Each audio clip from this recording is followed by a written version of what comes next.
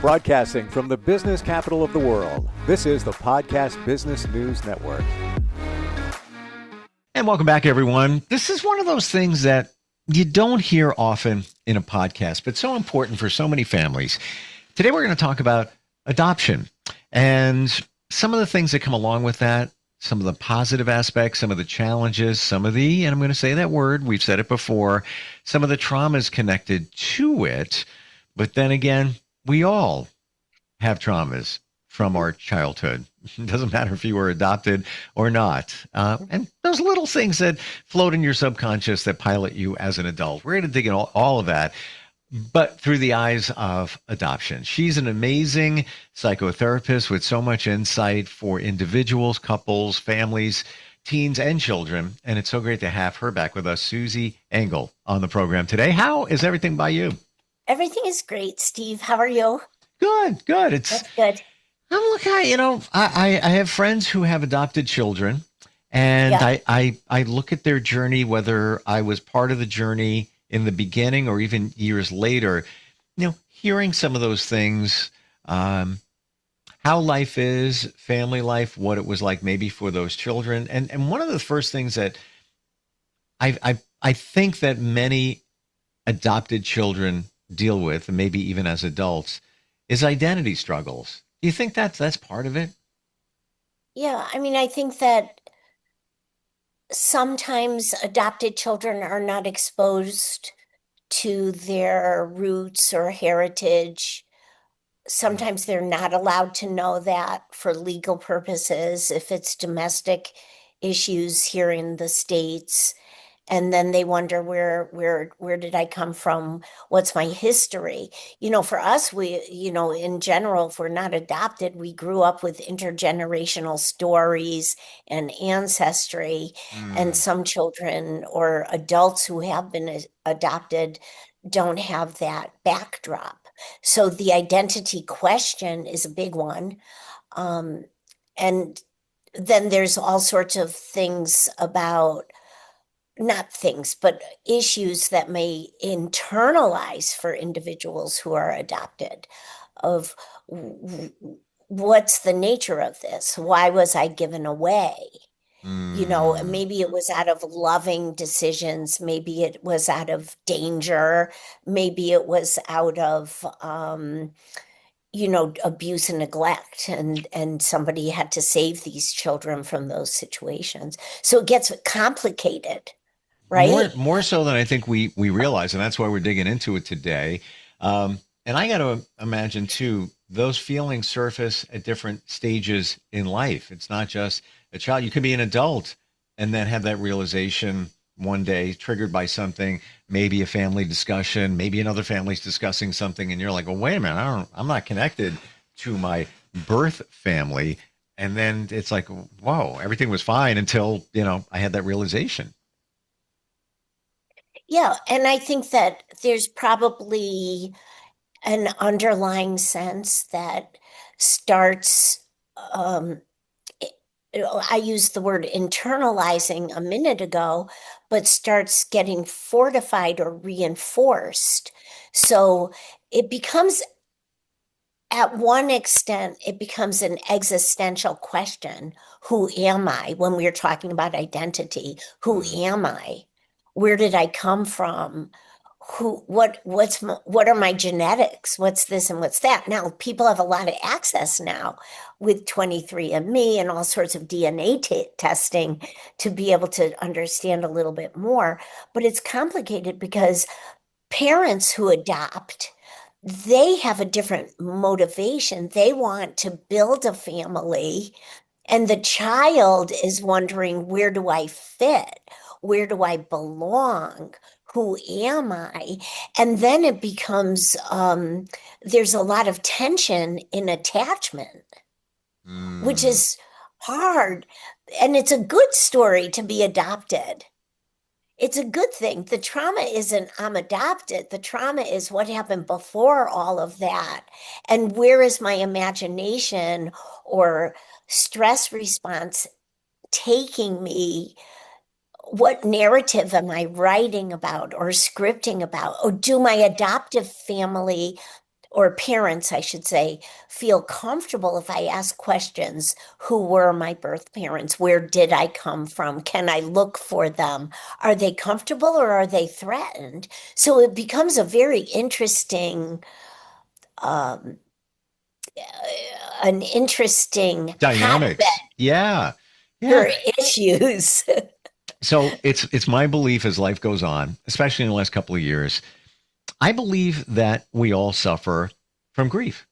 We have it, Yeah. over years. What is grief? Grief is loss, and all different shapes and form. Whether you realize it or not, you could have lost a job maybe years ago, but that was kind of your identity. You might be grieving that.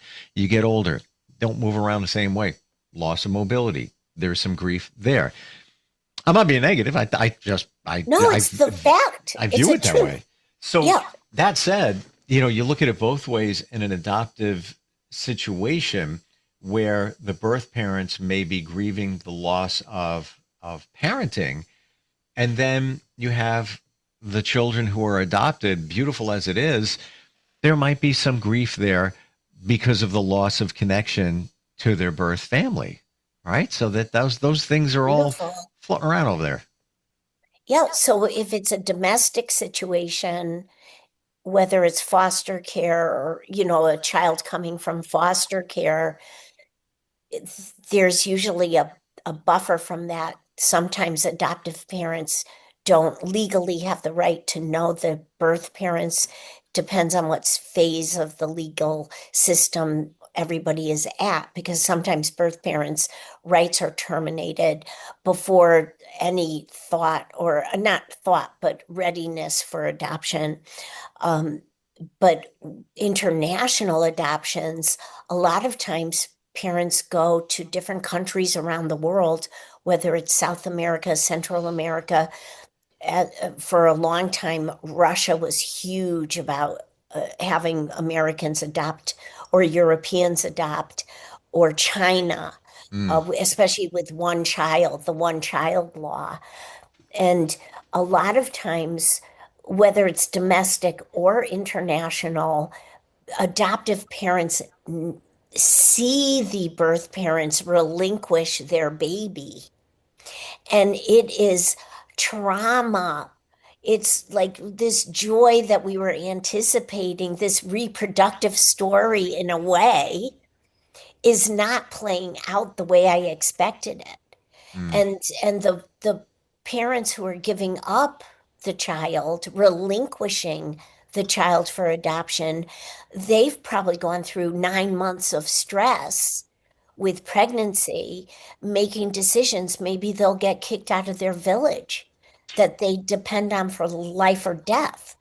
Maybe it's economic reasons, maybe it's political reasons that they're giving up, relinquishing their baby. So the baby in utero is also experiencing grief, stress, loss already, let alone they're bonding with the birth mother. They develop hearing at least in the second and third trimesters in utero. So they hear extended family, they hear the environment, and then they're born and handed to a stranger. That's like a shock to the little baby system too, even if they go to an orphanage and live there for many years before adoption. So it's just incredible. And we have to be able to speak about this, because the adoptive parents often are not educated or exposed to these possibilities of this complex trauma that's already Mm. handed to them. Like the baby's already shocked. We're going deeper here, but I'm glad we are. And for those that don't have this on their radar, we're talking about things that children, babies, even before they're born, experience, and that charts their future. Like, for example, let's say you have two birth parents, right? They're your parents, except when the baby, before being born, they were fighting. They were fighting. Yes, That child is that's experiencing that trauma because they're hearing it. They're hearing the mother's attention, blood pressure going up, Heart, all of that. heart rate, Heart rate. Yeah. Yeah. breath, change of breath. And also, when we as people, it doesn't matter what age, when we're in stress response, and we've talked a little bit about this, the alarm system turns on. And I always point back here, it's that deep subcortical part of our brain, the primitive brain, the lizard brain. You and I have spoken about it, Sure. where it's like fight, flight, freeze. Well, when that turns on, the brain also lets drops stress hormones into our system, so Mm, we can run or fight or freeze beyond our capabilities. yeah. And those stress hormones go into the uterus too. So the babies are also soaking up maybe cortisol or norepinephrine, epinephrine, all these stress hormones. So it's very interesting.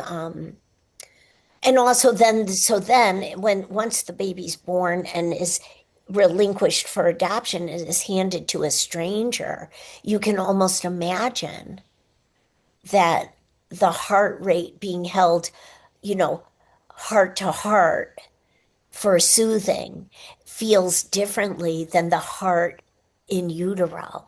The breath with this stranger feels different than the breath in utero. So it's a real shock to the baby's system. Whoa. This is even deeper. And this is not anything I hadn't heard, but I wasn't even thinking of it, processing it through the eyes of adoption. So now you have that baby, that child, experiencing one thing, then they're born, then even let's say they're blessed to be adopted shortly thereafter. Um, One day, 2 hours, Big it doesn't change. matter. Yeah.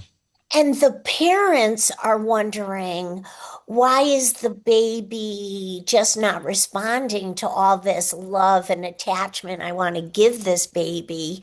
Well, it's going to take a little adjustment.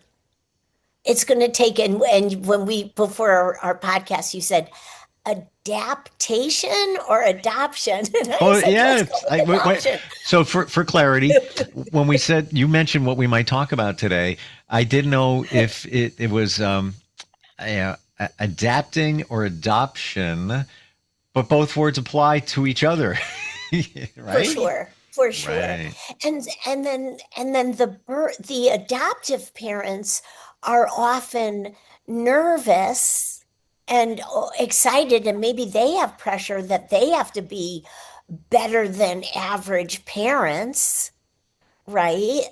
And so when the baby's responding in what I would think would be logical ways, it's um it's sometimes surprising to the adoptive parents that the baby's just not like going along with all of this.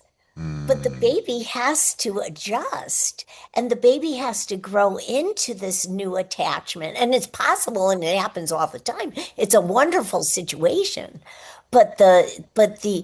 So the adoptive parents' feelings could get hurt, but they're the adults. So they have to be educated about this and maybe go through some therapy about this, not to like play out their personal rejection about this when a baby doesn't take to them right away.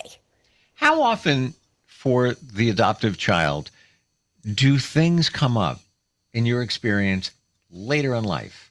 They could be 40 and they're maybe get triggered by something and now they're still wrestling, or they are maybe even for the first time, with the whole adoption situation. Is that fairly common too? Yes, it's common. I mean, not all of my clients are adopted, but we can say every client, when you were talking about loss at the beginning, every client has to work through attachment wounds, whatever that is. I mean, in high school, we have to read all those classics. And what are they about? They're about loss of innocence, they're about rites of passage. So, but for every person who comes here, no matter what age, I don't care if the child is 3 years old or 33 years old, it just doesn't matter. If they are adopted, this is going to be a facet, a huge foundational facet of getting to the roots of what is going on today. What is fueling today is the foundation. And we talk about that all the time on Sure.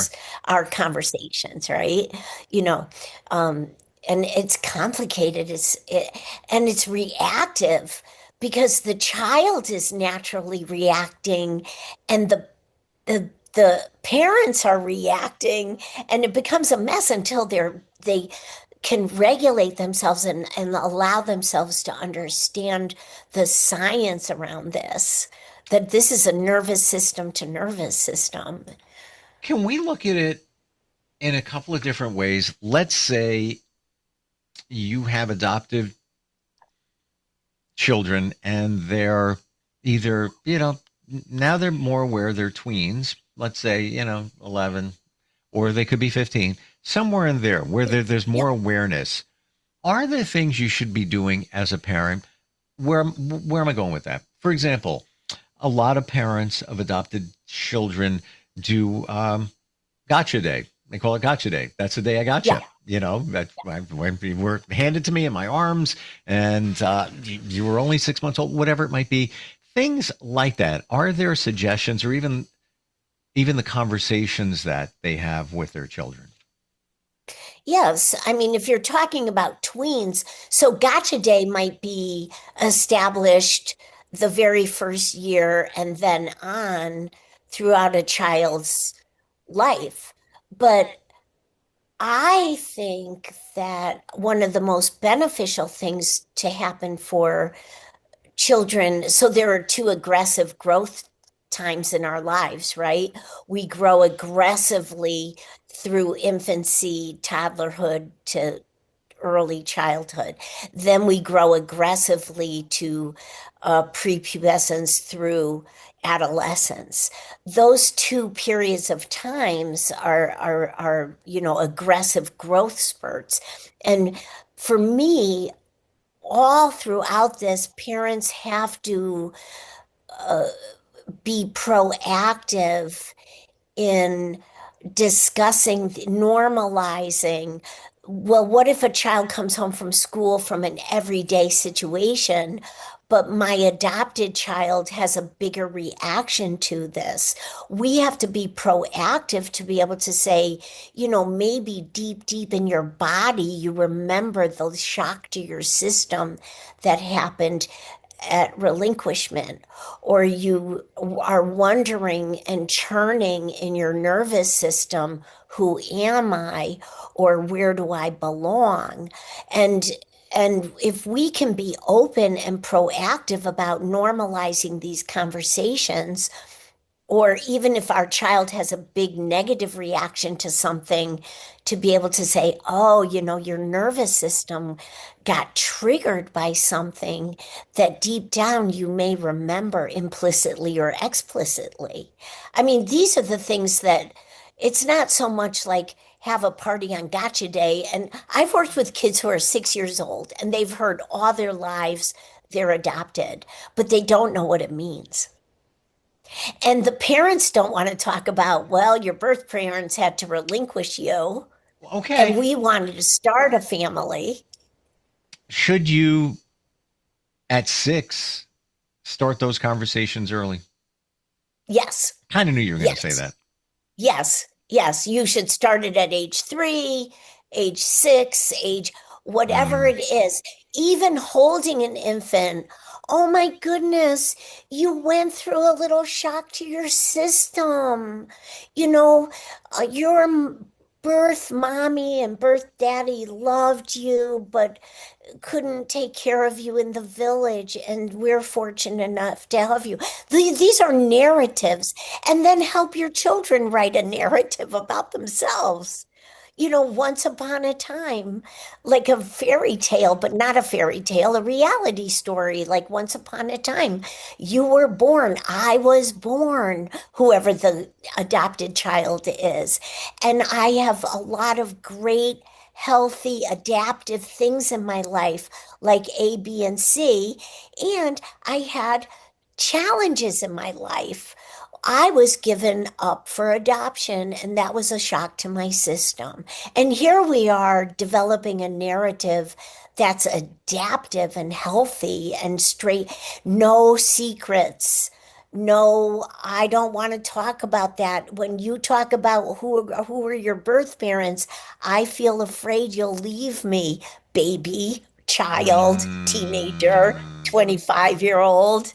You know, that's just not that's not conducive for our adopted children to flourish. Does that make sense? 100%. And I'm so glad we're talking. I want to make sure we get to one other point here. Got a couple of minutes left. Okay. And here it is. Okay. First of all, thank you very much for identifying what happens in utero and the traumas that we experience. It's real. Nobody ever talks about that, but that's internalized, and that's the seed has been planted. That comes up later in life. That being said, adopted children, abandonment issues, fear Yes. thereof. I'm Yeah. sure that comes up in your practice, right? Yes, for sure. Just like the nature of friendships and relationships, let alone with mom and dad. Abandonment issues are the deep-seated ones, and that comes back to loss Hmm. and the fear of loss. And then how are we going to be about it? Are we going to hurt you before you hurt me? That's one type of relationship or friendship that we may see play out. Yep. Are we going to do anything to continue to gain your approval and your love and acceptance, whether it's a friend or family or parents? Or, are we going to, I mean, there are other choices too. When you need me, am I going to push you away? And when I need you, am I going to pull away? This push and pull. I don't know if I worded it quite accurately just now, but abandonment is loss. Abandonment is fear of loss, and that's where we started, Mm. which is interesting. Prenatal trauma. I mean, it's new, I mean, but nobody I talks ask about it. all my, I ask all my clients, I don't even care if they're 4 years old, what happened when you were born or even before you were born? Sometimes a little kid can tell me, my parents were fleeing the country, or my parents were moving from this country to America. And I say to them, can you imagine the stress they were experiencing? Because they have to know that they experienced their parents' stress. I Final thing here I want to share with you. My parents got divorced when I was very young. They were already getting divorced before I was even born. So there was a lot of stuff going on there in the very beginning. I did a woo alert, people, woo alert. I did a past life regression over the summer. Oh, that's great. And the question was, as I was being, timeline going back, now I'm in mom's womb. And I was asked, what was your mom feeling? And I had an idea, but I tried to get out of my head and feel it. And I had to, and much of what Body. took place during that regression, even before I was born in another life, if you will, put that to the side, the emotion was real. And even what my mother experienced, I was feeling it, feeling it. So for me, that's validation that this stuff is real, that this does work. And our bodies hold memory. There you go. And ancestral memory, don't forget the whole DNA thing that happens in ancestry. Yeah, that gets passed on. And even, the side note, I visualized in the regression under hypnosis, another life. And I try to get in my mind like, all right, come on. Are you just making that up? Like you're making up this whole, like watching a movie. I'm in a farm and there's a horse and which is what it was. But it's your ancestry. But the emotion I felt was real. Yes. There's no way I could have made that up. And Yeah. and the same thing, in It's ancestry. prior to being born. No, this is really great. Yeah. And then now we're going back to adoption. It's a loss of some of that too until people reclaim it or gain it, but they need support and openness and a non-threat about it. Like, I'm all in. Of course you should know yourself. This is what you do. This is why it's so important and impactful for therapy. To give somebody, whether it's the parents or the children adopted, the tools to deal with this and actually have these realizations.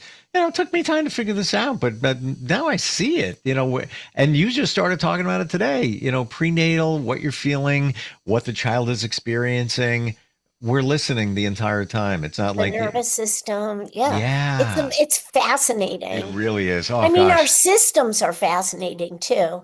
But the idea is, why would we be threatened to understand ourselves better or help our children understand themselves or help myself understand my experience better? Why would that be a threat? We have to open up to all this. It's Yeah. incredible.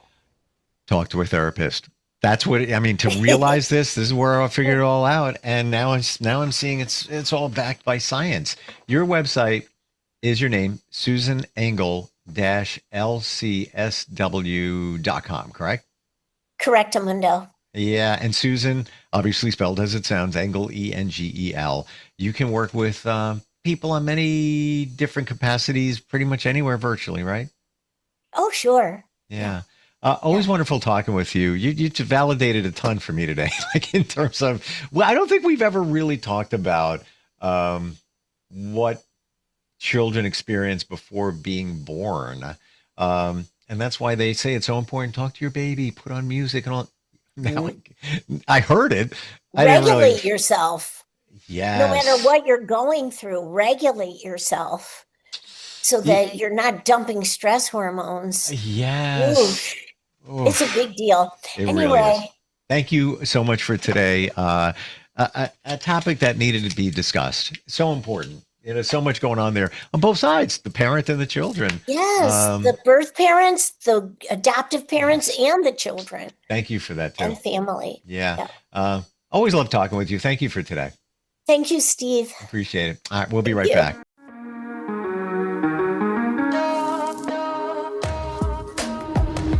Broadcasting from the business capital of the world, this is the Podcast Business News Network.